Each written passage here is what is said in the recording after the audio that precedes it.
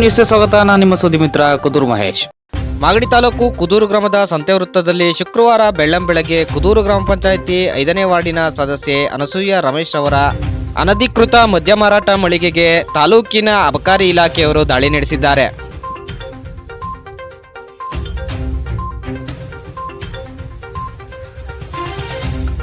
ಕುದೂರು ಗ್ರಾಮ ಪಂಚಾಯಿತಿ ಸದಸ್ಯೆ ಅನಸೂಯರವರು ಸಂತೆ ವೃತ್ತದಲ್ಲಿ ಅನಧಿಕೃತವಾಗಿ ಮದ್ಯ ಮಾರಾಟ ಮಾಡುತ್ತಿದ್ದುದನ್ನು ವ್ಯಕ್ತಿಯೊಬ್ಬ ರಹಸ್ಯವಾಗಿ ಮೊಬೈಲ್ನಲ್ಲಿ ವಿಡಿಯೋ ಚಿತ್ರೀಕರಿಸಿ ಸಾಮಾಜಿಕ ಜಾಲತಾಣದಲ್ಲಿ ಹರಿಬಿಟ್ಟಿದ್ದನು.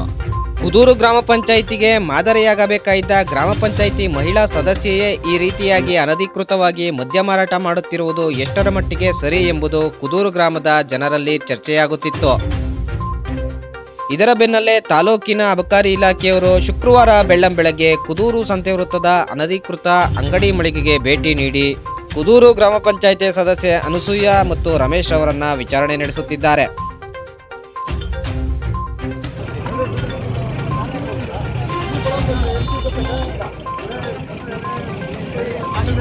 ಬಂದ್ಬಿಟ್ಟು ಏನ್ ಮಾಡ್ಬೇಕಂತ